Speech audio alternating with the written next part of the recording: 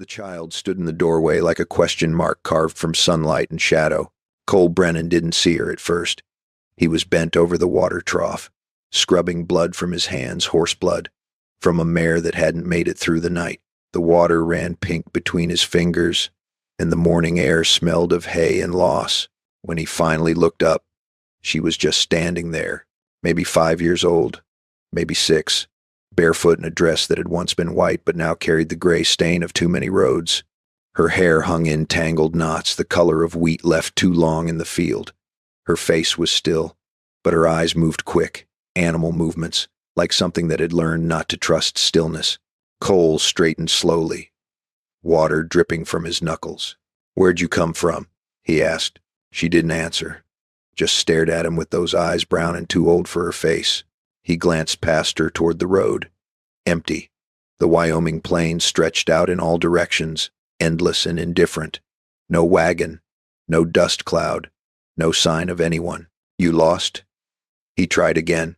Still nothing. Cole wiped his hands on his trousers and took a step closer. She didn't move, but something in her posture shifted, a tightening, a readiness to run. He stopped. "You hungry?" That got her. Just the smallest flicker in her eyes. Not hope, just recognition. "Come on," he said quietly, turning toward the house. "I'll get you something." He didn't look back to see if she followed, but when he reached the porch, he heard the soft pad of bare feet on dirt behind him. Inside, the house was cool and dim. Cole moved to the stove and stirred the embers, adding kindling until small flames licked upward. He poured water into a pot, added oats, a pinch of salt. The girl stood near the door, watching him with that same unblinking stillness. "Sit," he said, nodding toward the table. She didn't sit, but she moved closer just a step. Cole let the silence stretch. He'd learned long ago that silence could be kinder than questions. He stirred the pot, listened to the soft bubble of the oats, felt the weight of her gaze on his back. When the food was ready, he ladled it into a wooden bowl and set it on the table. He placed a spoon beside it, then stepped back, giving her space. She approached slowly, eyes darting between him and the bowl. When she finally sat, she didn't use the spoon. She lifted the bowl with both hands and drank, her small throat working in quick, desperate swallows. Cole turned away and poured himself coffee. He didn't want her to feel watched. When he turned back, the bowl was empty. She was staring at it like it might refill itself. "More?" he asked. She looked up at him, and for the first time, she spoke. "Sir, is Mama coming back?" The words hit him like a stone dropped into still water. He opened his mouth, closed it. Nothing came out. The child's face didn't change. She just waited, patient as the horizon. Cole set his coffee down carefully. "Where's your mama now?" She said to wait. She said she'd come back. "Where'd she go?" The girl's gaze drifted toward the window, toward the road. "She walked that way. With the man." "What man?" "The man with the horse." Cole felt something cold settle in his chest. "When was this?" The girl shrugged. "Night, then morning, then night again. 2 days. Maybe 3. He crouched down so he was level with her. "What's your name?" "Lily." "Lily, I'm Cole. Did your mama say where she was going with this man?" "She said she'd be back before I woke up. But I woke up lots of times." Cole studied her face. No tears, no trembling, just that terrible, hollow patience. "Where were you waiting?" he asked gently. "The barn." He stood quickly and moved to the window. His barn sat 50 yards from the house, its doors slightly ajar. He'd been in there at first light to check on the mare. He hadn't seen a child. "Show me," he said. Lily slid off the chair and walked toward the door. Cole followed her across the yard, past the trough, past the fence line. She led him into the barn, into the smell of old wood and animal warmth. She stopped near the back corner, where hay bales were stacked against the wall. She pointed to the narrow gap between the bales and the boards. "In there," she said. Cole moved closer. The gap was barely wide enough for a child. He crouched down and saw the small nest she'd made a hollow in the hay, a scrap of cloth that might have been a blanket, a tin cup. "You been sleeping here?" he asked. "Mama said it was safe. She said nobody would find me." Did she say why you needed to hide? Lily looked at him with those two old eyes. She said the man was angry. Cole straightened. His jaw tightened. He looked out through the barn doors, toward the road again, and felt the weight of something he didn't yet understand settling over him. Lily, he said quietly, your mama might not be coming back. She didn't react, just stood there, small and still, like she'd already known. But you're safe here, Cole added. You hear me? You're safe. She nodded once. A small, mechanical movement. Cole felt a knot forming in his throat. He didn't know this child, didn't know her mother, didn't know what kind of trouble had blown through here in the night, but he knew what it looked like when someone had been left behind, and he knew he couldn't leave her. Come on, he said. Let's get you cleaned up. As they walked back toward the house, the wind picked up, carrying dust across the yard. Cole glanced once more at the empty road. Somewhere out there, a woman had made a choice. Maybe out of fear, maybe out of desperation, but the child she'd left behind was standing right here. And Cole Brennan had just become the only answer to a question he didn't know how to ask. By noon, Lily had washed her face and hands in the basin, and Cole had found her an old shirt that hung past her knees like a nightgown. She sat at the table now, quiet as a shadow, watching him move through the house. He didn't know what to do with her. He was a rancher, not a father. He lived alone by choice, spoke to his horses more than people, and the closest town was a 2-hour ride.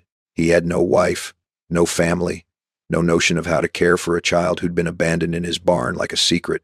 But he couldn't just turn her out. He made her another bowl of oats. She ate slower this time, using the spoon. He sat across from her with his coffee and tried to think. Lily, he said, did your mama say anything else? Anything about where she was going? Or why? Lily shook her head. She said she loved me. She said to be brave. Cole's chest tightened. And the man? Did you see him? Just his boots. They were shiny. Shiny boots. A man with money then. Or a man who wanted to look like he had it. Did your mama seem scared of him? Lily thought about it. She seemed tired. The word hung in the air like smoke. Cole knew tired. He'd seen it in men who'd lost their land, in women who'd buried too many children, in drifters who'd run out of places to run to. Tired was when you stopped fighting and just let the current take you. All right, he said softly. You finish eating. I need to go into town. Her eyes snapped up, wide and sudden. Are you leaving me? No, Cole said quickly. I'm taking you with me. I need to ask some questions. See if anyone knows about your mama. She relaxed slightly, but her hand stayed tight around the spoon. I'm not leaving you. Cole repeated.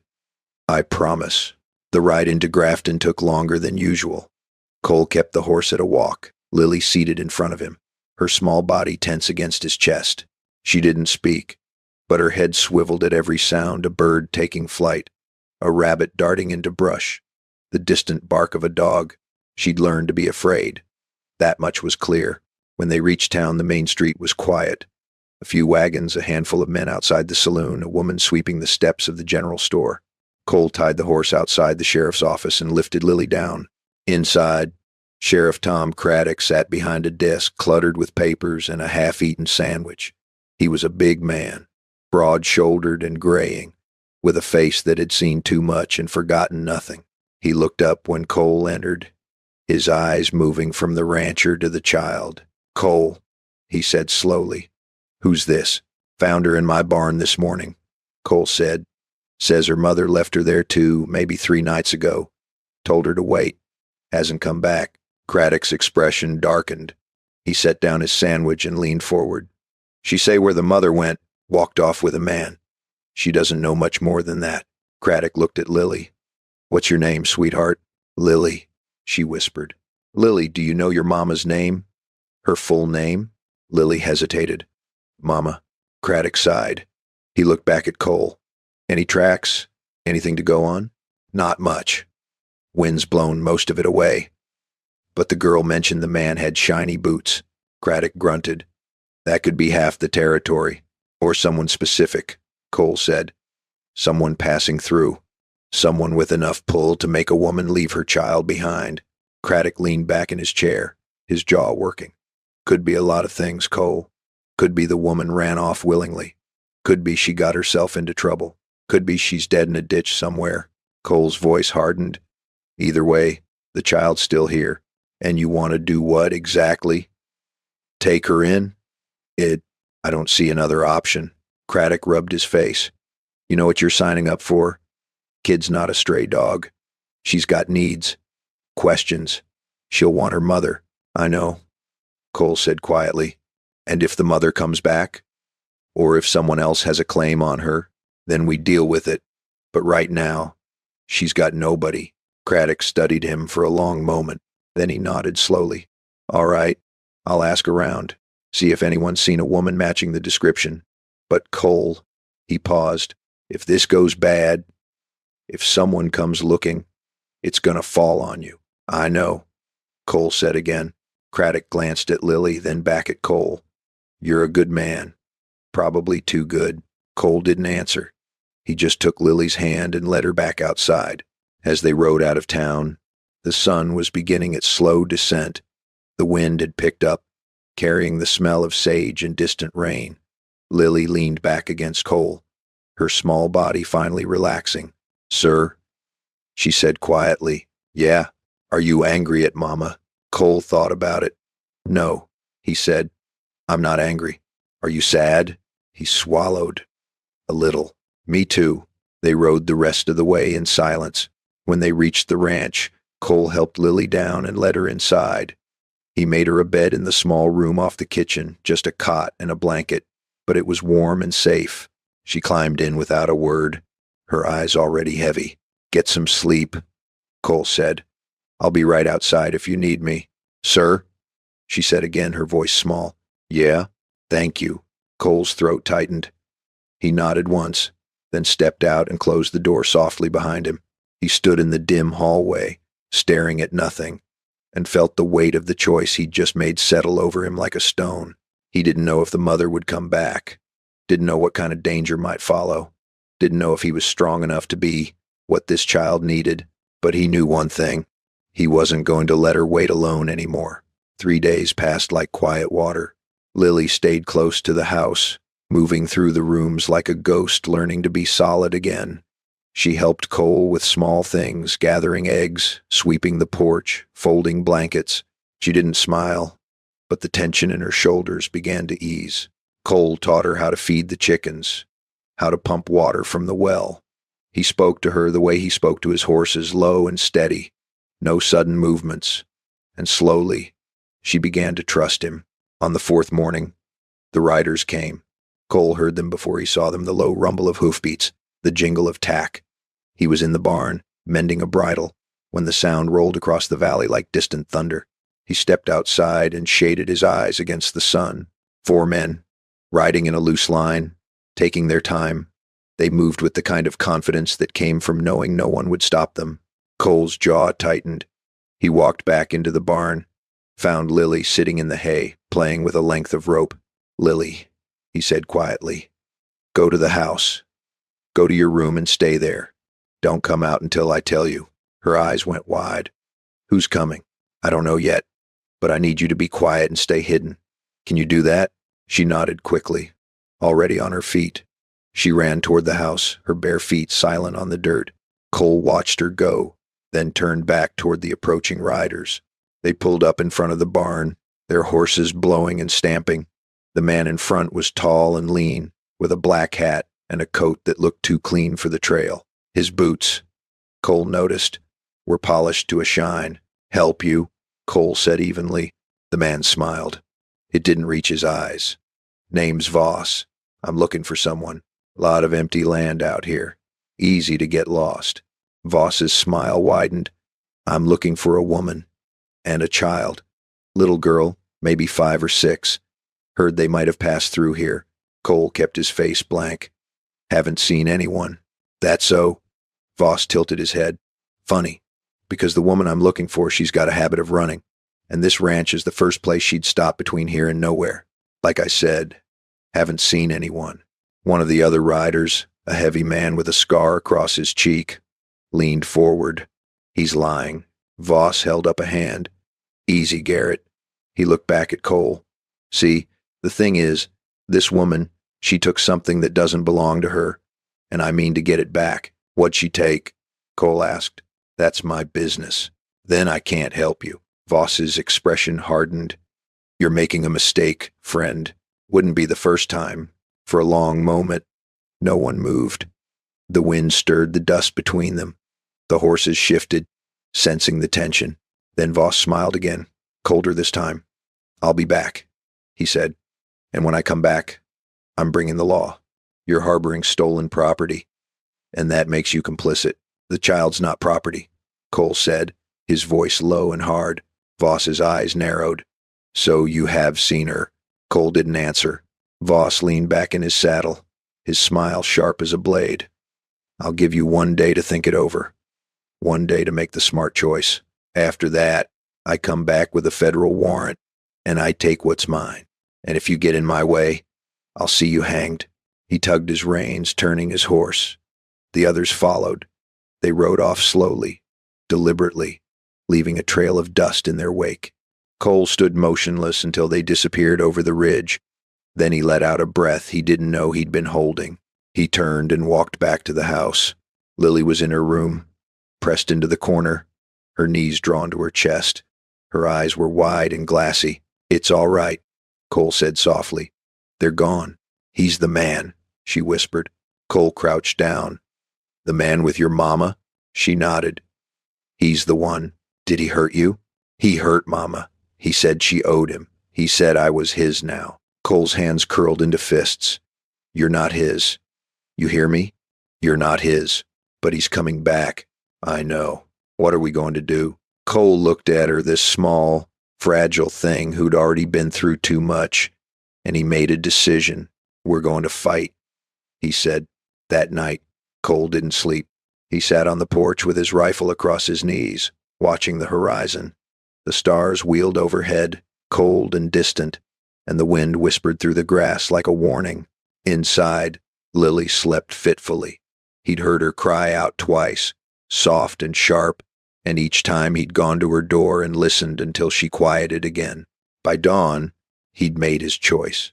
He saddled his horse and rode into Grafton before the sun cleared the ridge. He found Sheriff Craddock in his office, pouring coffee. Cole, Craddock said, surprised. Didn't expect you this early. We've got trouble, Cole said. He told him everything. The riders, Voss, the threat of a federal warrant. Craddock listened, his face growing darker with every word. When Cole finished, the sheriff set down his cup and swore under his breath. Marcus Voss, Craddock said. I know him. He's a traitor. Buys and sells contracts, land deeds, debts. He's got connections in Cheyenne, maybe even Washington. If he says he's got a warrant, he probably does. Can he claim a child like property? If the mother signs something, yeah. Indentured servitude, debt bondage. It's legal in some territories. Ugly as hell, but legal. Cole's jaw tightened. So what do? You give him the girl, Craddock said flatly, before he comes back with men who'll burn your ranch to the ground. I'm not giving her to him. Then you're a dead man, Cole. And so is she. Cole leaned forward. There has to be another way. Craddock shook his head. Not one that ends well for you. Cole stood. Then I'll take my chances. Cole, I'm not handing that child over to a man who treats people like livestock. I don't care what the law says. Craddock stared at him. Then he sighed. You're a damn fool. Probably. The sheriff was quiet for a moment. Then he reached into his desk and pulled out a folded paper. If you're going to do this, at least do it smart. This is a writ of guardianship. I can file it today. Claim you're her legal guardian until her mother's found. It won't stop Voss, but it'll slow him down. Give you time. Cole took the paper. Time for what? To figure out if that mother's dead, alive, or somewhere in between. If she's alive and she signed a contract under duress, we might be able to break it. If she's dead, he trailed off. If she's dead, the contract's void. Cole finished. Maybe. If we can prove it. Cole nodded slowly. All right. File it. Craddock stood and extended his hand. You're doing the right thing, Cole. Even if it kills you. Cole shook his hand. Let's hope it doesn't. When Cole returned to the ranch, Lily was awake, sitting at the table with a cup of water. She looked up when he came in, her eyes searching his face. Are they coming back? She asked. Not today, Cole said.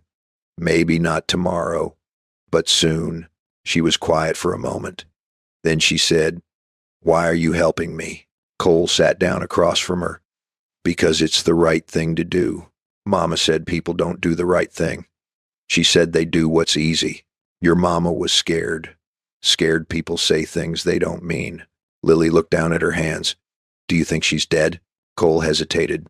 Then he said, I don't know. I think she is. Lily said softly, I think she knew she wasn't coming back. That's why she told me to be brave. Cole's throat tightened. Maybe. But that doesn't mean she didn't love you. Then why did she leave me? Because she thought it was the only way to keep you safe. Lily's eyes filled with tears. It doesn't feel safe. Cole reached across the table and took her small hand in his. I know, he said. But I promise you, I'm not going anywhere. You hear me? I'm staying right here. A tear slipped down her cheek. You promise? I promise. She nodded, her small fingers tightening around his. They sat like that for a long time, the morning light spilling through the window, the world outside quiet and still, and for the first time since she'd appeared in his barn, Lily looked like a child again. Voss came back on the 6th day. This time, he brought 8 men, and a piece of paper. Cole saw them from the porch. He'd been expecting this. He stood slowly, rifle in hand, and watched them approach. Voss dismounted and walked forward, holding up the paper like a flag of truce. I've got a federal writ, Brennan, signed by a judge in Cheyenne. The girl's mine by contract. You hand her over now or I take her by force. Cole didn't move. What kind of contract? The mother signed her over. Payment for debts owed. Debts she couldn't pay because you made sure she couldn't. Voss smiled. Business is business. And the mother? Where is she now? Voss shrugged. She made her choice. Walked into the night. Haven't seen her since. So she's dead. I didn't say that. You didn't have to. Voss's smile faded. Last chance, Brennan. Give me the girl. No. The men behind Voss shifted. Hands moved toward guns. Then another voice cut through the air. I wouldn't do that. Sheriff Craddock rode up from the south, flanked by 3 deputies. He had his own rifle out, resting across his saddle. Voss turned, his expression darkening. This doesn't concern you, Sheriff. It does when you're threatening one of my citizens. Craddock pulled his horse to a stop. And I've got some news for you, Voss. That contract you're waving around, it's void. The hell it is. Craddock reached into his coat and pulled out his own paper. We found the mother, 2 days ago, buried in a shallow grave 15 miles west of here. Coroner says she'd been dead for 5 days, which means she was already dead when you came here the first time. Voss's face went pale. That makes you a liar, Craddock continued, and it makes your contract worthless.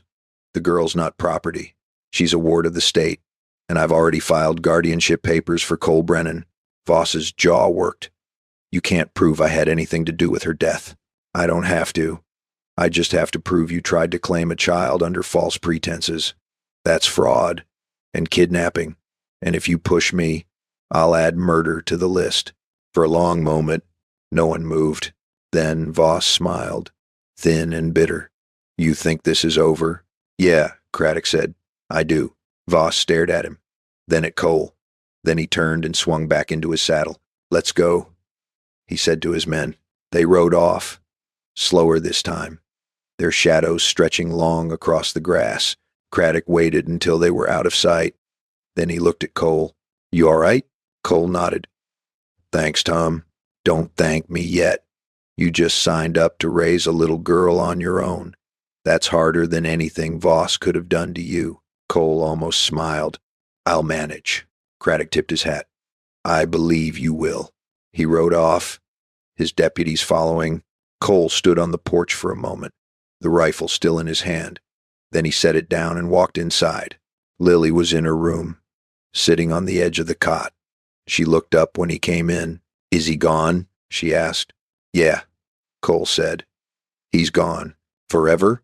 Forever. She let out a breath. Then, quietly, she said, They found Mama, didn't they? Cole crouched down in front of her. Yeah, they did. Her lip trembled. Is she? Yeah. The tears came, then silent at first, then heaving sobs that shook her small body. Cole pulled her into his arms and held her, his hand on the back of her head, letting her cry into his chest. He didn't say anything. There was nothing to say.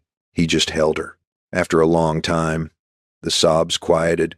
Lily pulled back, her face red and wet. What happens now? She whispered. Cole looked at her, this child who'd been abandoned, hunted, and orphaned, and who was still somehow standing. Now, he said gently, you stay here, with me, for as long as you want. Really, really. She stared at him, searching his face for the lie. But there wasn't one. Okay, she said softly. Cole nodded. Okay. Epilogue. Years later, when Lily was grown, she would still remember that morning, the way the light came through the window, the smell of coffee and hay, the quiet strength in Cole's voice when he'd promised to stay. She would remember the ranch, the horses, the wind, the endless sky. She would remember learning to ride, to rope, to stand her ground. She would remember Cole teaching her to read, to write, to fight for what was right even when the world said otherwise. And she would remember the day he told her the truth about her mother. Not that she'd been weak, but that she'd been desperate, and desperate people made impossible choices. Lily never blamed her, because Cole had taught her that love wasn't about staying. It was about making sure the people you loved had a chance to survive, and her mother had given her that.